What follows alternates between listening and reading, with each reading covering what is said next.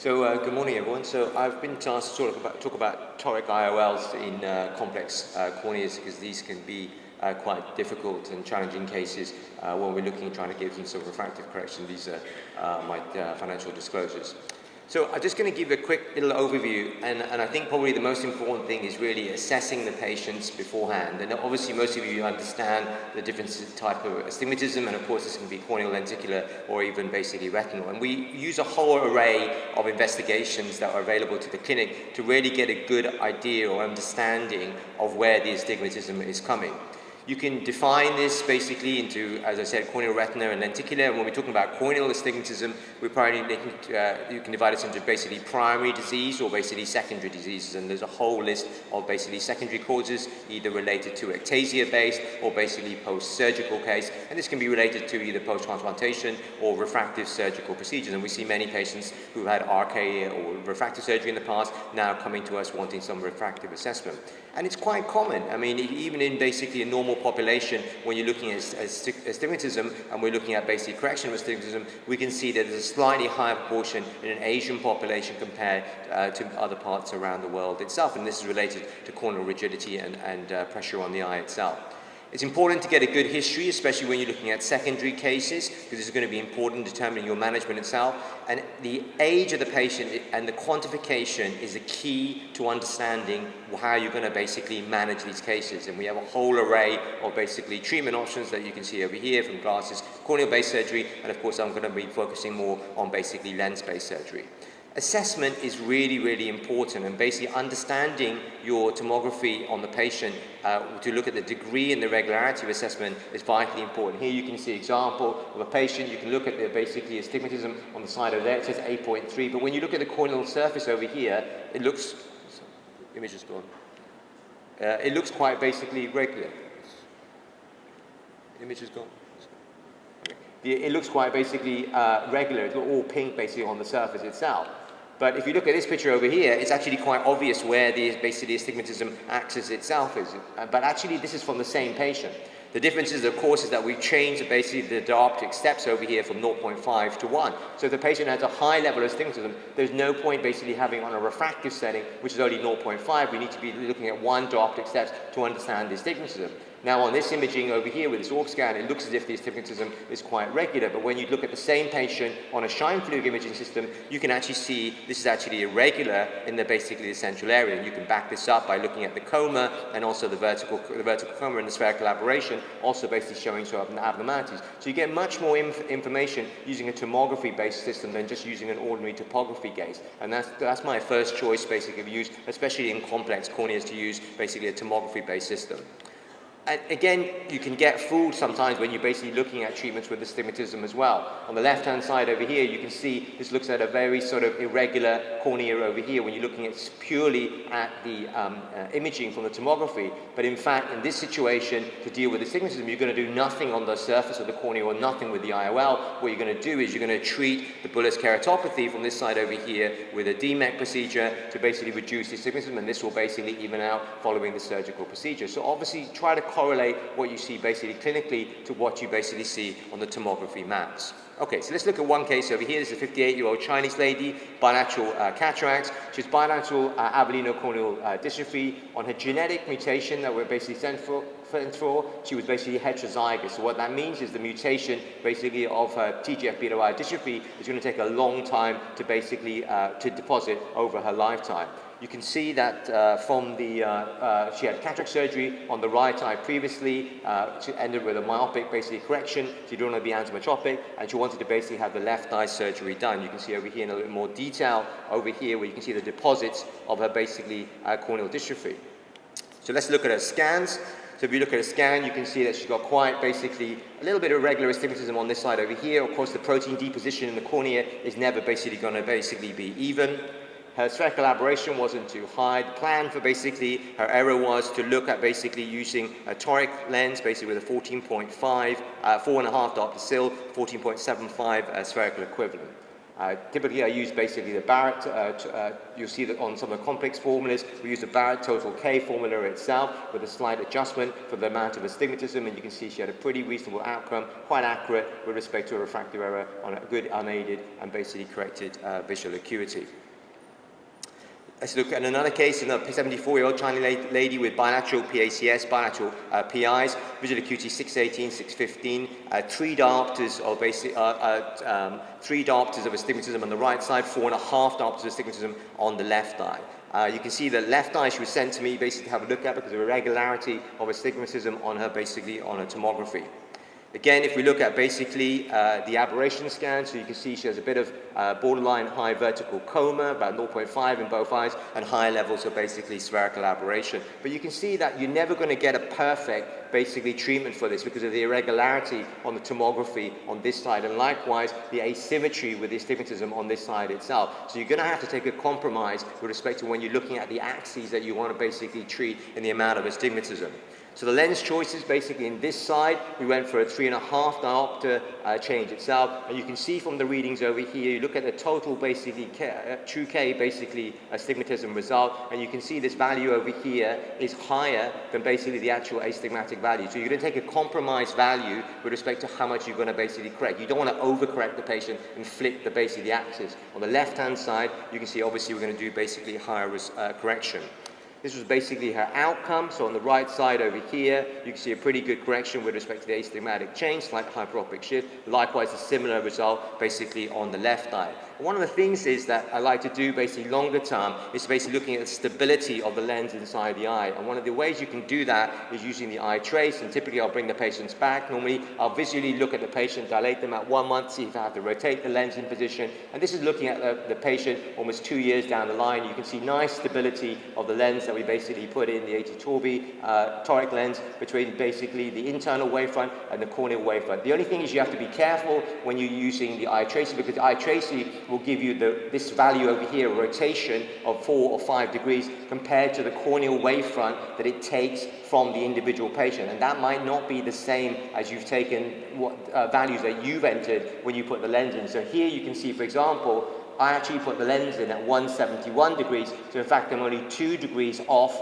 the basically internal positioning of the lens. So with respect to an outcome from a surgical procedure, I'm only 2 degrees out, but the machine is telling me I'm 5 degrees out from the basically the corneal wavefront. So you do need to bear that in mind, because there will be some differences between tomography readings done with a shine fluid system compared to tomography readings done with the eye tracing. But I think this is a very useful tool if you have this available. Okay.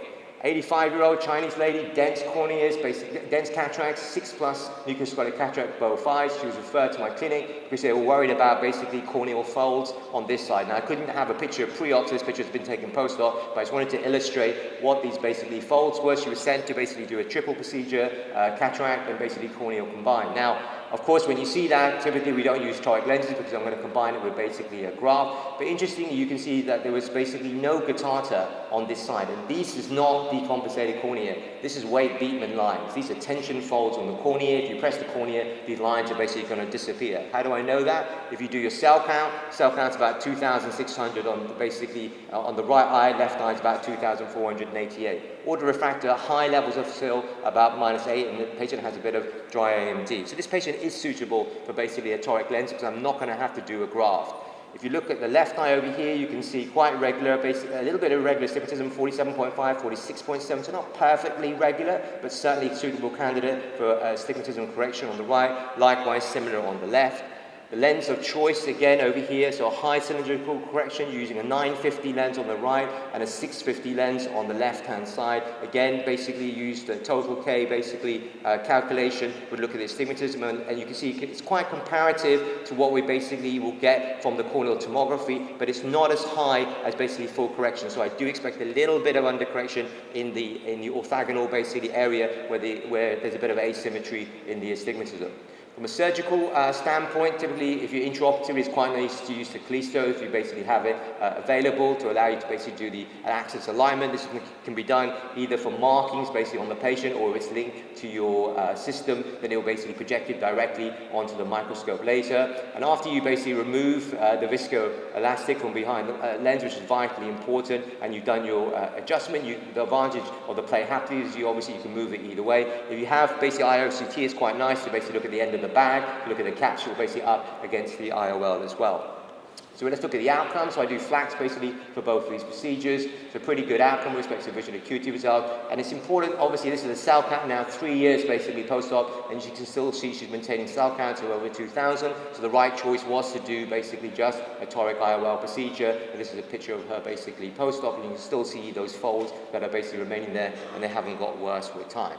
Now let's just move on to secondary astigmatism. So obviously this could basically be after a corneal transplantation procedure. So here you can see a dot procedure. So don't just jump in too quickly. There's a cataract there basically as well. This is basically 3 months post-op, and you can see over here there's about 7 diopters of astigmatism. But obviously slowly over time, as you start to remove the stitches, it basically reduces all the way down. And at 22 months, without basically doing any cataract surgery, we reduced the astigmatism from almost 7 diopters all the way down to minus 0.5 of a diopter as well. So you can basically just wait, and basically with your suture removal you can get around that. But in some situations, obviously you can't do this. This is a patient of mine with IK, with choroidal atrophy in the back of the eye, and you can see over here, we generally will do a stage procedure, so I'd like to do the transplant first. So we did basically a DOLP basically procedure, first of all, to get rid of this IK scarring as much as possible using a manual technique. You can see the scarring all the way down, to basically Descemet's membrane over here as well.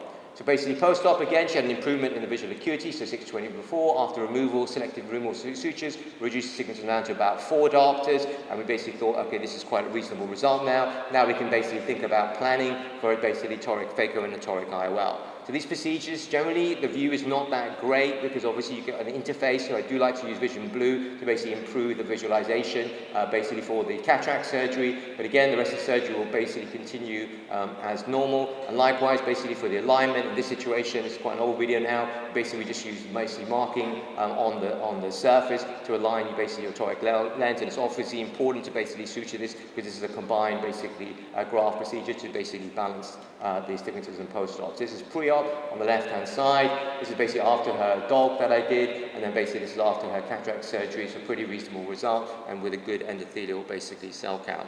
So this is the last case I'm going to show you. It's a basically 73-year-old Chinese gentleman who had basically RK. So central corneal thickness you can see is about 560, 567. He has 4 cuts in his right eye and 8 cuts in the left eye. So the question is, obviously, you know, he's had a degradation in his vision now, 645. His left eye is basically dominant. So the question is, which eye is more regular? Is it the one with the 8 cuts, or is it one with basically the 4 cuts? Here you can look at it again. Is it the 8-cut eye or is it 4-cut eye? The answer to the question is actually the same. So again, you must basically look at the tomography in detail, but what you'll see is his axis basically is different between the 2 eyes. Left eye, he basically has vertical basically astigmatism, on the right eye basically is horizontal. So it's very difficult to predict basically patients that had RK scars exactly what the regularity is basically going to be. Again, if you look at the aberration value is not too bad. So again, I think he's a good candidate for basically a toric lens. This is basically a toric lens calculation, so similar to what you saw on the previous eyes as well. So this is where we're going to put the axis. But you can see a bit of regularity, 45.5 versus basically 45 below over here. So this is the lens, where the lens is going to sit. But there's something else you must take into consideration in these RK patients, and that, of course, is basically the axial length. And the axial length and the effective lens position in these patients is often slightly deeper. So you need to basically be careful when you're basically doing your calculation and aim for slightly more myopic outcome for these patients, as opposed to you don't want to flip it and make the patient basically hyperopic post-operatively as well. So this is the outcome from the surgery. This is basically pre-op on this side. This is basically post-op. In these 8 incisions, you can often put your phaco incision basically back in between the incisions. Be careful. Sometimes if you do clip the RK incision over here, it will leak. If there's more than 8 or 16 RK cuts, then typically I'll do basically a scleral tunnel, and you can get it. So he's got pretty reasonable visual acuity outcome as well. And remember, on these patients with RK, they have very unstable ocular surfaces, and you can see here the change in both his vertical coma and also spherical aberration over here, basically immediately post-op surgery, and this is basically 6 months basically post-op surgery, and all I've done is basically enhance the ocular surface, and you can see a reduction in both his vertical coma and his basically spherical aberration, and this is related to basically his ocular surface treatment as well. So I'll just skip the last case in the interest of time, and get to the conclusion slide. Okay, so in conclusion, astigmatism is certainly more common basically than you think, and I think it requires really proper history and examination and investigation. Classification, as basically I've told you, is basically corneal, lenticular, and retinal itself, and it's important not to underestimate the disability for these patients. You can get good refractive results in these people, but actually all the planning has to be done in the clinic. The surgery is actually quite straightforward, and just basically looking at the alignment of the lens and looking at the long-term stability is key for these patients itself. We do have a whole array of basically options available. Age quantification and basically understanding the regularity is key. Thank you for your attention.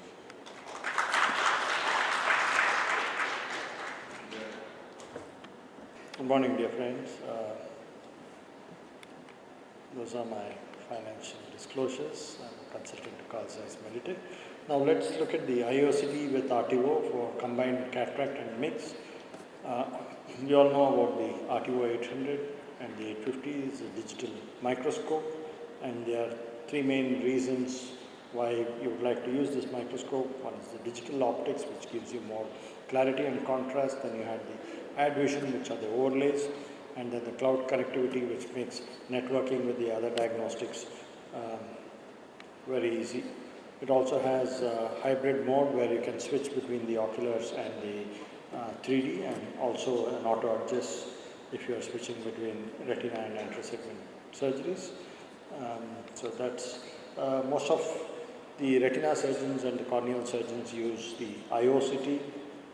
The corneal surgeons basically to look at the desmies when you're doing the lamellar surgeries, especially for DMEC, it's very useful, and the retinal surgeries, retinal surgeons when they're doing membrane peeling to look at the ILM. But again, this can be very useful for glaucoma surgeries because it's got the motorized tilt, which is very important for MIGS, and also it's got the IOCT, which you can look at visualizing the outcomes of MIGS. So let's look at a few cases. That's my OR and how I set up my. So it's like a surgical cockpit. I have the Cotera there, which I use for cataract surgery, and then the Callisto and the Artevo 800, where I have all the information. And I'm actually seated in one place. I don't change the screen or my foot pedals.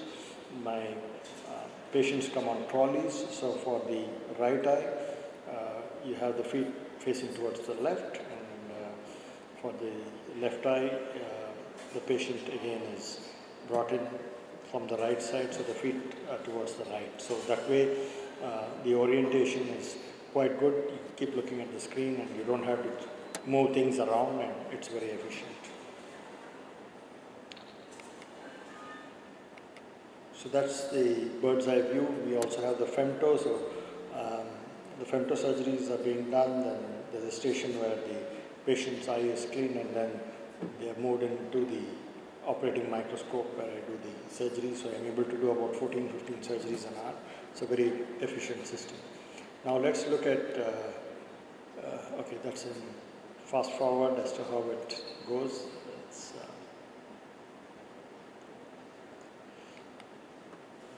So for MIGS, basically I've been doing MIGS for quite some time, and I describe what is known as the Ganesh triad. And this, if you look at these signs, then you have very successful implantation and MIGS which is working well, and we see that the success rate is very good.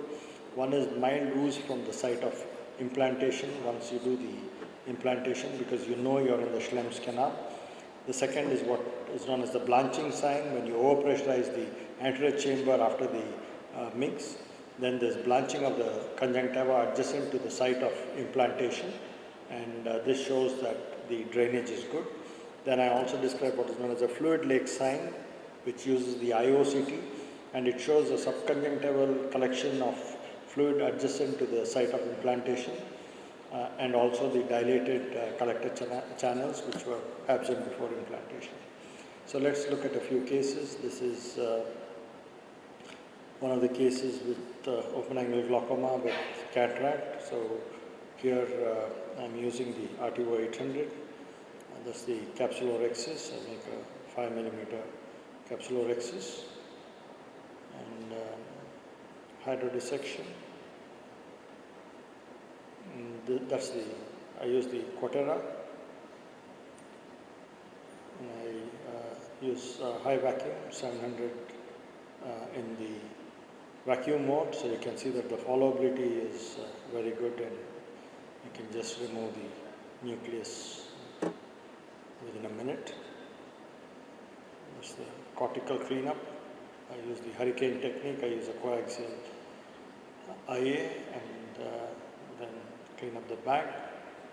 That's the lens which is implanted. After that, the motorized tilt is used. That's the gonial lens to visualize the trabecular meshwork, and you can see the trabecular meshwork and the Schlemm's canal. You see the blood in the Schlemm's canal there.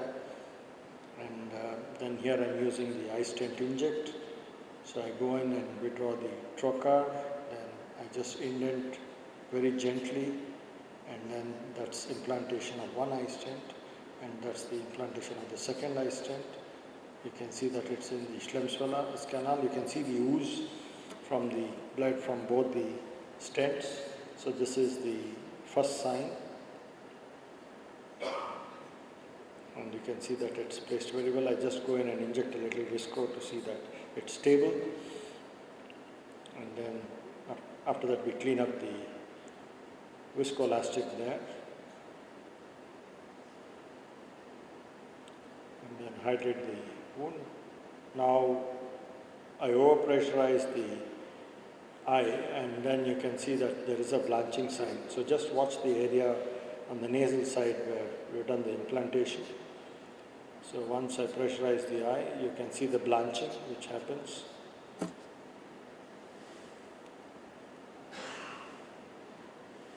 That's the area where the blanching has happened. You can see the blanching there, and then on the IOCT you can see the fluid lake. You can see the hypodense area where fluid has accumulated, and even the dilated episcleral veins and collector channels. So that's the triad, the ooze of blood, the blanching sign, and the aqueous lake. So this is another case which needed a toric IOL, astigmatism with glaucoma. So again here I am using the Quatera. You can see that the parameters are there on top. This is capsulorhexis, hydrodissection.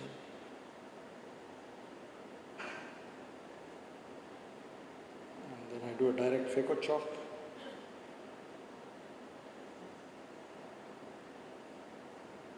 And I just remove the fragments. It's, with the excellent chamber stability and followability, you can see that the fragments are removed quickly, and then that's the coaxial IA to clean up the cortex.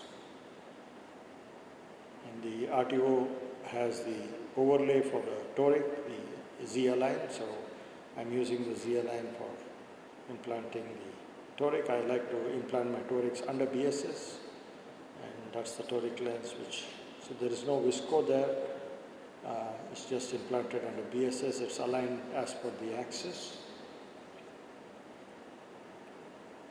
Because if there's visco under the lens, then there's a chance that it can rotate. I put in the sodium hyaluronate after pilocarpine, and then that's the gonial lens. And you can see the heavily pigmented trabecular meshwork there. This patient had a posterior Schwalbe line, so this is an interesting case I will show you. So you can, that's the implantation of one eye stent, and then that's the second one which is being implanted. A very mild indentation so that you don't do an over implantation, and then you see the ooze of the blood. So that's the first sign. you know that you're in the Schlemm's canal.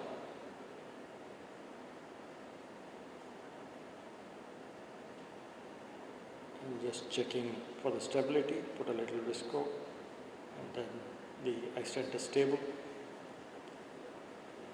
and in the Schlemm's canal.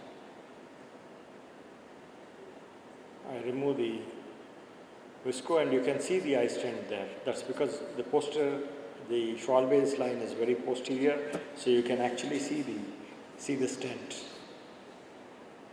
So this is an interesting case where again I am overpressurizing, so you can see the blanching sign on the nasal side, and then you can see that blanched area there, and then when you do the IOCT you can see the fluid lake and the collected channels. Now I am also using the IOCT to visualize the eye stent, so you can see the eye stent, which is again a hyperreflective shadow there.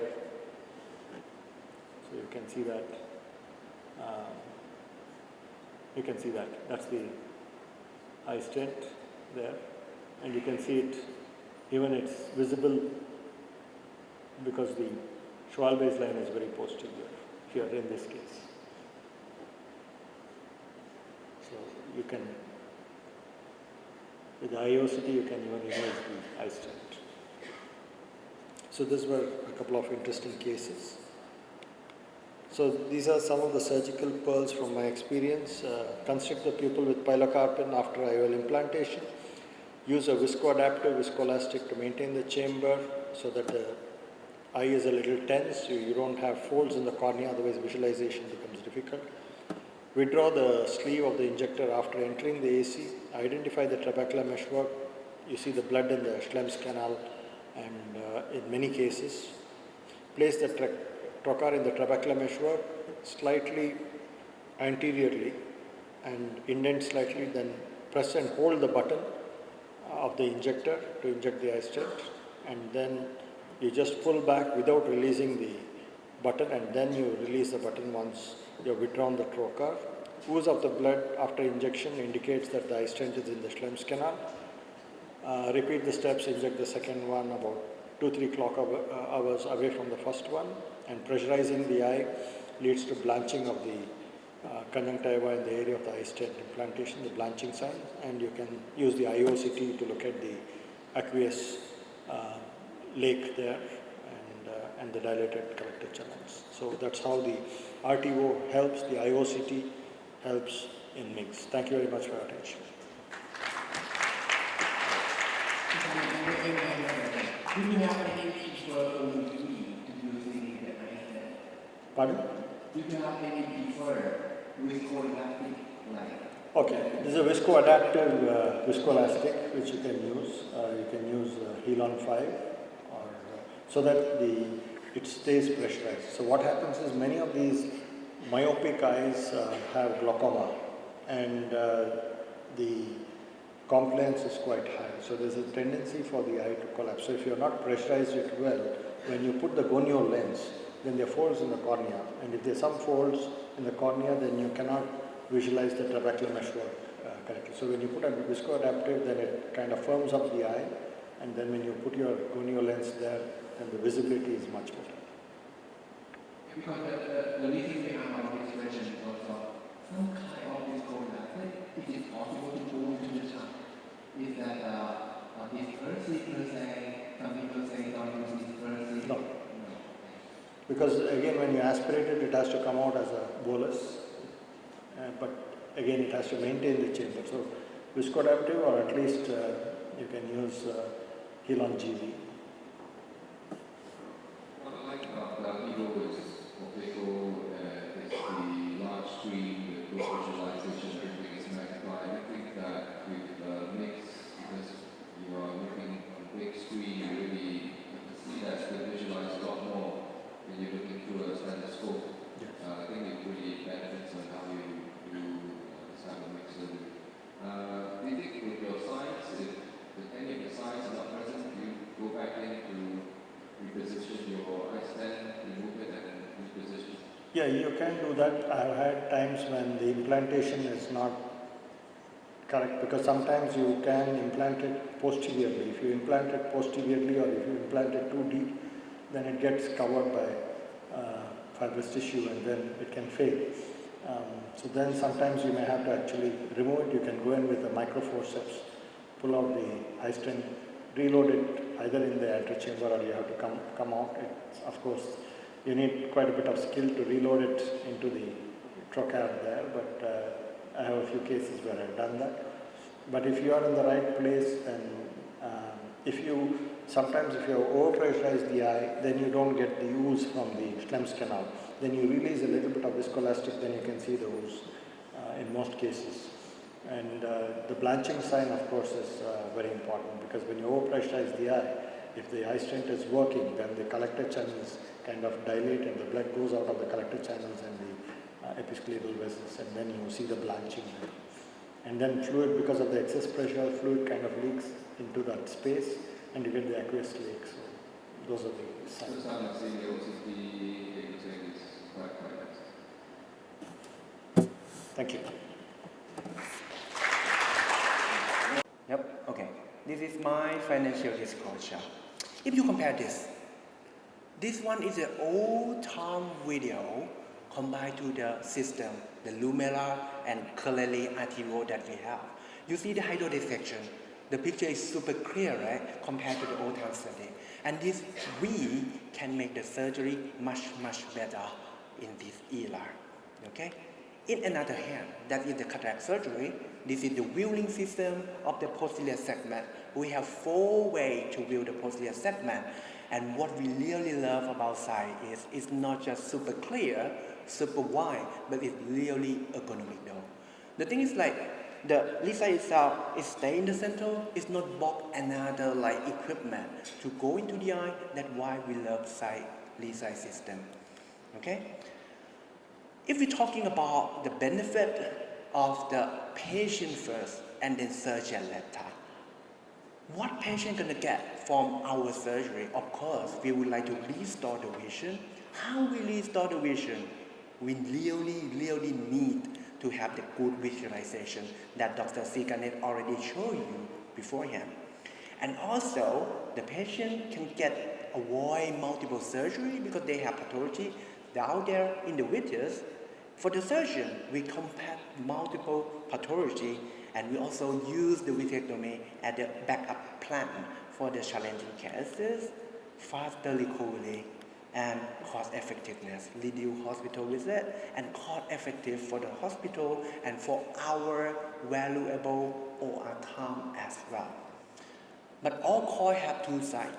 Another thing, they possible have harm, increased complexity per se, increased interobdulation. And one thing that Dr. Jo may cover this letter is about effective outcome in terms of we would like to have the precise effective lens position. But with the currently biometry like EVO by Dr. Yo, Ballet per se, we have the very good effective lens position. When we remove the vitreous, it changes a little bit, but with current biometric, it's much better compared to the prior time. Okay? I'm gonna go through 5 cases, 6 cases if we have the time. The first one is gonna be patients and surgeon benefit to avoid vitrectomy, like the backup plan in the challenging cases. With the IOCT, with the Artevo per se, we can go through this one. In some center, it's very good if we have the fibrosis related, we do femto. But this one, we don't have femto in this center, so we can use the IOCT looking around where it places that the fibrosis underneath the capsule, and we can plan for the surgery. If you look at the capsule here, it's very fibro down there. So we prepare and we avoid that area and we cut that area like the last section to perform the good capsulolysis. Luckily, we no need vitrectomy in these cases with the well-prepared IOCT and the Artevo. And this is to show you is the 1X surgery that we can do complete the capsulolysis after cut the fibrosis out. And this is the outcome. We put the Toric in and you still can see the remnant of the fibrosis there. This is another one is the polar cataract though. Maybe we need to have the vitrectomy, or you can call like your VR surgeon around and tell them we may need your backup. Unfortunately, this is very good after the hydrodelineation without the dissection. And you're gonna see here, this is the pleural plate of the polar cataract here. And this is when we perform hydrodelineation, it's not go directly into the pleural plate. So we can complete the case well. Okay, the second situation for the phacovitrectomy is the benefit efficient for the phaco. As we know, the Artevo, the Corneas 700 is very good. When you fine-tune, it's very safe and efficient. Look at the left video. All segments come together with the very stable anterior chamber. Look at the right side. Even with no any lens, the fold inside, but the chamber is very stable. This is how the Corneas safe and efficient when you fine-tune it. And this is my early experience with the Corneas 700. You see in the flow model, it's going to fit with the 50 flow there. And this is the uveitis cataract cases, relatively small pupil and plan for the toric IOL implantation. We just stay in the center and let the fluid do their job, because the fluid just going to move all the lens into the phaco tube, and we emulsify it with use less of phaco power, but we use the flow, we use the vacuum to help to emulsify the lens. And at the end, we implant the toric lens into the eye, and that is atitorbing. Even a small pupil, it can stand well, and we can go underneath the lens to remove the viscoelastic too. And the good thing about the combined, I generally perform cataract surgery, implant the lens, and go to the vitrectomy after, with the stability of the toric lens. When you come back and check, the toric stay there. No need to reposition or whatever.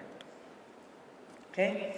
The third one, the benefit for the efficient phaco and vitrectomy. This is the cases performed with the dog EVA. You say the vision is not that clear because of the relatively poor visualization due to the cataract. But if it's relatively poor, we still have the very good with the excellent fluidic. We can go to regular mode, we can go to the flow mode. We even turn down the vitrectomy probe and cut that membrane, you see, because of the fluidic is very, very nice with the dog system. Okay, and this is the TRD cases, the diabetes have the traction of the renal detachment. And this is another one that I'm going to show you. This is when I finish my phaco cases, and you're gonna say this is a 2.4 millimeter cornea incision, and we can perform the vitrectomy after the IOL implantation. When we go here, this is the IOL in the back, and this is the toe car of the dog is very, very nice.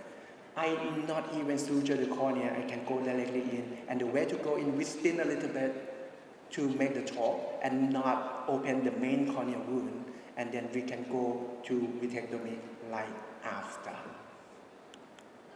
And this is when I do the IOL impaling, we use the Billy by dog. You see it's very good in terms of the toe car, because if you have the leak of the toe car, after we put the dye in, it's leak and the dye is floating around. But this one is sinking down into the posterior pole, and we can do membrane peeling after this.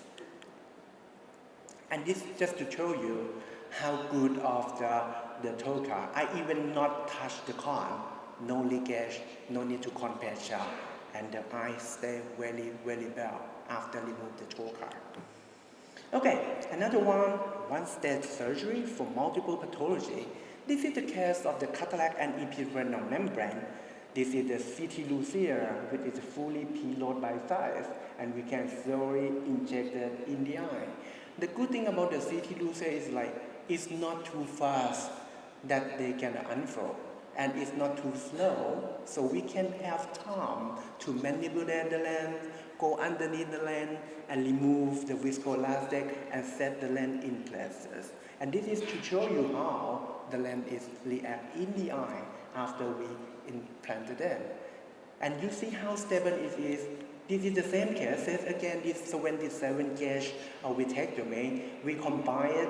We put the trocar in again, no suture on the cornea, and you see the lens is perfectly set in the eye without any leakage from the main corneal wound. First trocar, second trocar, third trocar, and this is how we remove the thick epiretinal membrane. And with the very good visualization, actually this is I intend to remove the ERM together with the ILM in the same time. So you don't need to remove the ERM, go to the dye again, and remove the ILM later. We can remove it together in the same time, and that needs visualization. Okay? Again, it's super cell. After we remove the trocar, no leakage. Even small pressure, even if not pressure, I showed you before. This is 27 gauge, even better than 25 gauge. Okay, the fifth case is open the door to access the posterior segment. This is the case you might think is the normal macular cataract, but actually it's not. In the cases that have the surgery before for the diabetes, and you see here, it have the oil in the eye. When you have the oil in the eye, it have the posterior pressure that push the lens up, and the Argentinian tract side can be easy open. And you see here, when I go into the eye, the anterior chamber is a little bit shallow. I even touch the iris there, you see? Oop, there, because the chamber is shallow. But the thing is, we can manage to put, sorry, can I move here? Not really. Okay, so this one, I put in the silocaine with adrenaline in to try to dilating the pupil. Unfortunately, we cannot dilate the pupil.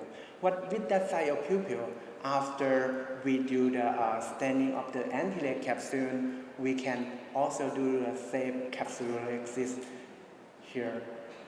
So this one, I remove the treatment wall. And then I do the visco wave to put the viscoelastic all the way into the anterior chamber.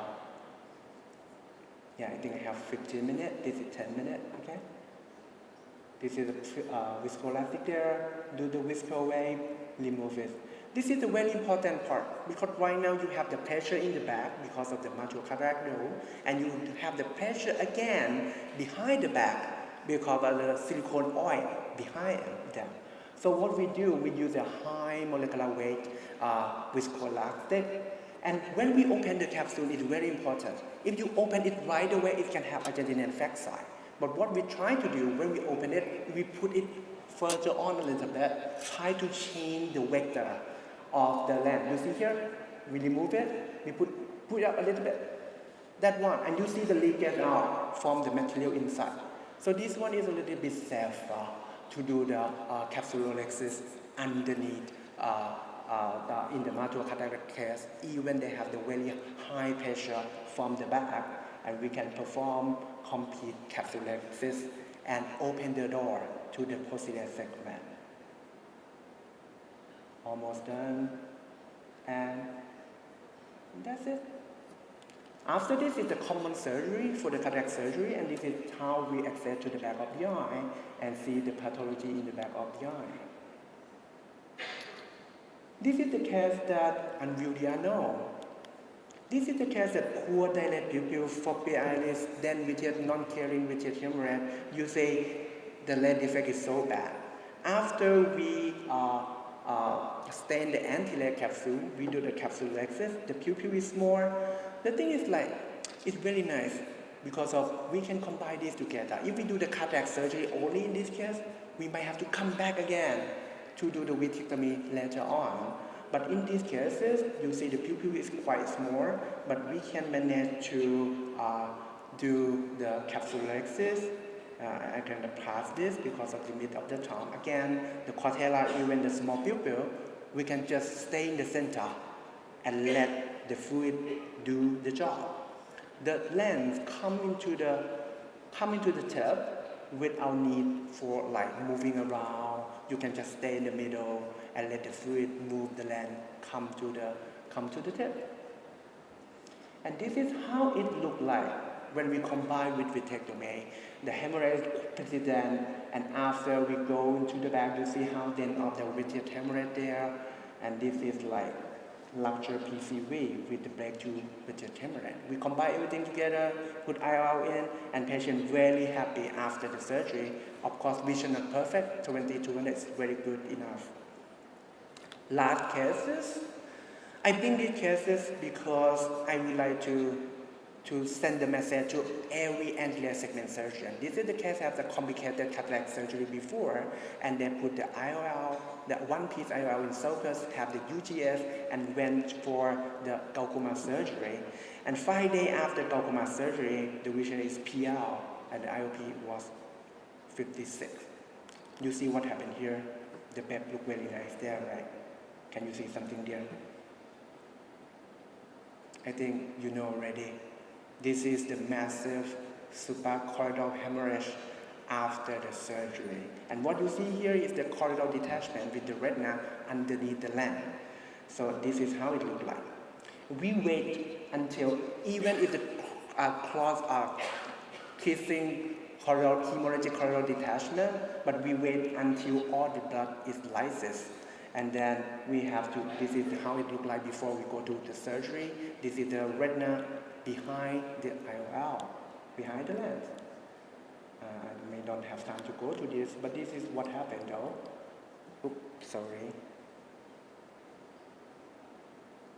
Okay, can you play the video? So we have to drain, this is the combine. So we have to drain, this is like just cut the sclerotomy there. Don't cut it all the way. You use the cautery to open the wound a little bit, and use the 0.12 forceps to remove the suprachoroidal blood, like that. Okay. So after we remove the blood, it's much easier to go into the vitreous cavity, and this is how it looks like in the vitreous. The retina is attached to each other. So we have to, like, with the dog system again, it's a vacuum mode and flow mode. Flow mode is super stable though, so we can cut the peripheral vitreous, and then after that, we can lysate the area that have the sticky together of the retina to each other because the kissing choroidal detachment beforehand, okay? I think it's gonna be end of the case, but you see here, what happened here? In the center, they have the fold. Go through the center of fovea. Should we leave this, or are we going to do something with that? For the retina doctor, we are get used to do macular massage in the macular hole cases, and this is I try to gently remove the fold, okay? But if you use too much force, it can have the retinal tear. So what we do now, we put the PFCL in there, and then after put the PFCL, we are successfully to unfold the fold. We unveil the anole and we unfold the fold. Okay, this is the end of the case, the retina look like that. So in summary, to perform combine, you combine two good things together. Vitrectomy, efficient with the cornea and the dog nexus, and that how come Phacovitrectomy benefit patients and surgeons. Thank you.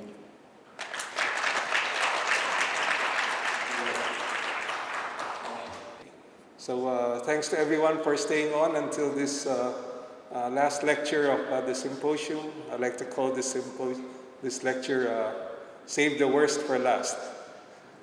And I tell our surgical scheduler, if we have a patient with uveitis, make that case the last one for the day. So for sure, you will encounter a patient with uveitis and cataract sometime in your practice, and hopefully after this lecture, you'll be a little more confident in addressing these cases. So uveitis is the 4th leading cause of blindness worldwide, and you can lose vision from direct trauma to the retina or the optic nerve from inflammation. But there are other causes of secondary visual impairment, such as cataract formation, which has been shown to occur in about half of patients in the MUS study, and cystoid macular edema, which is also a common cause of visual impairment. So why do patients get cataract when they have uveitis? Because of the presence of all these inflammatory cytokines, inflammatory cells that get into the anterior chamber, and when these enter the lens, they cause increased production of proteins and cataract formation. And ironically, to control this uveitis, we give these patients corticosteroids, and the corticosteroids themselves will cause cataract formation. So whether you control the inflammation or you don't, your patients will generally wind up with cataracts. Now, uveitis specialists, we like to avoid doing surgery on these patients, or at least delay the surgery, because we know that if we do surgery, we can cause a flare-up of inflammation, which can cause damage to the retina and optic nerve, irreversible damage and visual loss. So we like to save the surgery for last, when we really have to. And when do we really have to do cataract surgery in uveitis? It's when the patient's vision is so bad that they cannot function. So you want to remove the cataract to rehabilitate the vision. We also want to remove the cataract if a patient has posterior problems and we're not able to visualize or monitor how the patient's doing. If a patient develops secondary glaucoma, sometimes we remove that cataract to relieve a pupillary block. And lastly, in cases of phaco-antigenic uveitis, for these cases, we are forced to do the surgery. The uveitic cataract surgery poses some additional diagnostic challenges. First one is you need to differentiate whether the cataract is just from simple aging or it's from inflammation. And this matters because if the cataract is just from simple aging, you can remove that cataract anytime you want. But if it's from inflammation and you don't want to cause a flare-up of uveitis, then you want to make sure that the eye has been quiet for a reasonable amount of time before you do the surgery. And for this picture here on the left, it's clear the patient has had uveitis. There's pupillary membrane, there's synechiae, so this patient surely has uveitis, but in many cases, the signs of inflammation are very subtle. There may be trace cells or flare, there may be a very minimal synechiae that you may not detect, and then it just blows up on you after you do the surgery. So do a careful examination of these patients. The second diagnostic challenge is to differentiate between active or quiescent uveitis, and you want to operate on eyes only when they've been quiescent for some time. So do a careful slit lamp examination looking for cells and flare, but aside from that, you may also use your imaging technologies to detect subtle signs of uveitis, such as macular edema, and you can also use your OCT to see if there's any cells in the vitreous cavity indicating uveitis. You can also use anterior segment OCT to see some of the signs of uveitis, such as cells in the anterior chamber. You may also see membranes overlying the pupil and iris. And the OCT is very useful for finding all of these secondary issues that Dr. Nato described, such as epiretinal membranes, subretinal fluid, and it's also a way of prognosticating, because if you see that there's already, for example, retinal atrophy or macular ischemia, then we have to prepare our patients that even if you do perfect surgery, the visual outcome may not be what we want. So what's the role of imaging in uveitic cataract surgery? There are several. So one is to assess perioperative disease activity. And here sometimes the fluorescein angiography, especially the ultra-wide field angiography, can help us detect peripheral signs of active inflammation that telling us that this patient has to be treated before we go into the operating theater. Indocyanine green angiography can also be useful if you do this serially and you're looking for signs of increasing damage to the choroid and choriocapillaris. OCT imaging, for me it's essential when we're doing uveitic cataract surgery. I want to look for signs of cystoid macular edema, which I want to treat before I do surgery, and as well as many associated vitreomacular interface disorders such as traction. We also want to look for atrophy of the retina to help us prognosticate these patients. OCT angiography can show us areas of non-perfusion, especially in eyes with the retinal vasculitis that help us prognosticate. And some cases of uveitis simply have a very thick cataracts that we cannot visualize the posterior segment. So here, ultrasonography can show you the presence of retinal detachment and cyclitic membranes.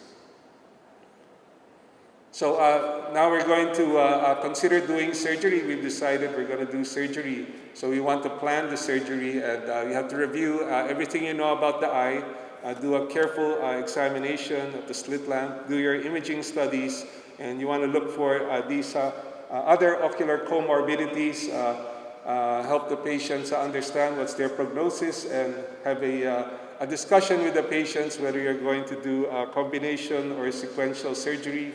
If you can't decide, you can call up Dr. Nato, and he will discuss the pros and cons of a combination phacovitrectomy with the patient.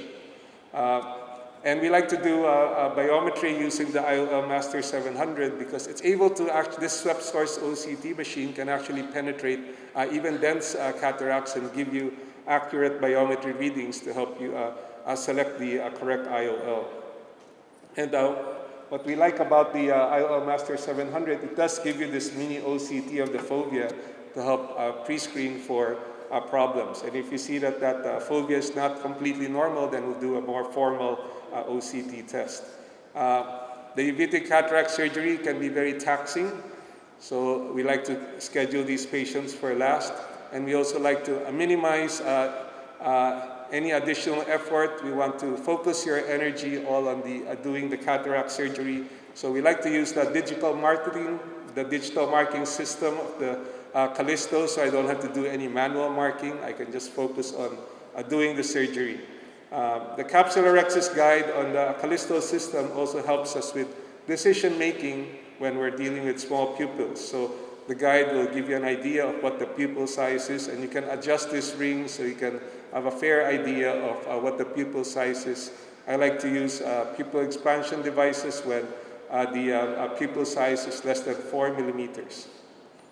So next up, you've made a decision to do the surgery, but you need to make sure that you've controlled the inflammation before the surgery. So at least there should be 3 months of quiescence, and for posterior uveitis, maybe even 6 months. Use whatever means you have at your disposal to control the inflammation. Track these patients with your imaging devices. In this case, we gave an Osiris injection, and we saw that there's already several months of absence of macular edema. So at this point, we took the patient to the OR. At the operating theater, the idea is always to minimize surgical trauma. So do a clear corneal incision, minimize iris trauma, avoid cutting into that iris, use phaco emulsification, make sure the IOL is in the bag, and use an acrylic lens, which is more biocompatible and produces less post-operative inflammation. The pupil size is very important because a good pupil allows us maximal visualization, so we can see all of the lens material. We're able to remove all of that material, which is antigenic. A large pupil allows us more flexibility in nuclear disassembly maneuvers, and allows us to ensure that we place the IOL inside the bag. A large pupil also gives you some clearance from your phaco instruments to the edge of the iris and minimizes trauma from the instruments touching the iris. And it also allows you to make a large enough capsulorhexis to prevent post-operative phimosis. So this is a small pupil management algorithm that we have. Basically, we use pharmacologic or mechanical measures to increase the pupil size as much as we can, but if not, we're not afraid to deploy expansion devices. So there are many expansion devices out there in the market, and I'm sure you have your favorite one. In our practice, we like to use the Maljugin ring, or sometimes the eye ring. I think many of you are familiar with the Maljugin ring, so I'll show you how we use the eye ring. We like this for uveitis cases because this green colored device actually has a wall that protects the edges of the pupil from instrument damage. And you can see here it gives us a very nice 5 millimeter pupil size, and now we're able to remove the cataract very easily. And then it's also very easy to remove the eye ring by using the same injector. So finishing touches at the end of the surgery, I like to put intraoperative corticosteroids, either intracameral dexamethasone, or we like to inject triamcinolone intracamerally or into the vitreous cavity. Be aggressive with your post-op anti-inflammatory meds and follow these patients up closely. So there may be a higher probability of intraoperative complications such as these when doing uveitic cataract surgery.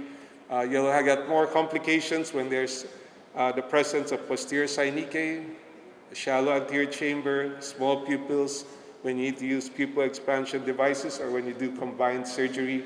So just be aware of these complications and be more aggressive with your management and follow-up. But overall, in the MUST study with 1-year follow-up, in general, whether the starting vision is good or the starting vision is bad, we generally have a significant improvement in vision after uveitic cataract surgery, and the median abyssal acuity was 20/25 in this series. So in summary, uveitic cataract surgery presents surmountable challenges. If you follow these key steps, you can increase the chances of success and good visual outcomes for your patient.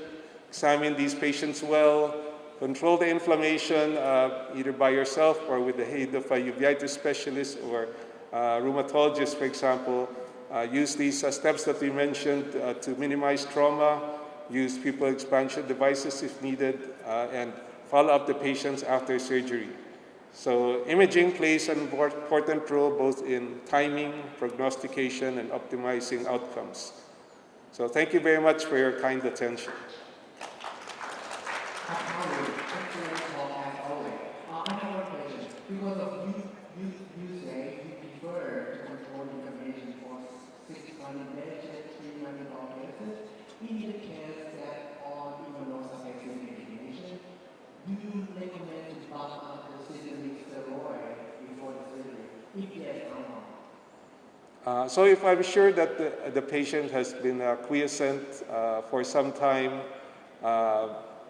if the patient hasn't had a very complicated course, I may just maintain whatever the immunosuppressive medicines are at the time of the surgery and just bump it up after the surgery if I see more than the usual inflammation.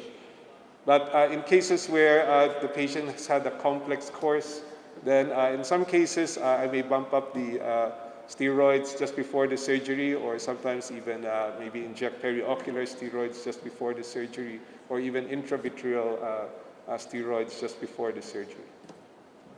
Individually, and how about the post-op? Do we have to take it now or whatever? The steroid post-op. So that's a good question. So after the surgery, these patients are followed up very closely, and basically I just do it case by case. If there's a lot of inflammation, then I ratchet up the steroids, for example, and if they're behaving well, then maybe just the usual post-op steroids. Thank you. Any more questions from the audience? It's not like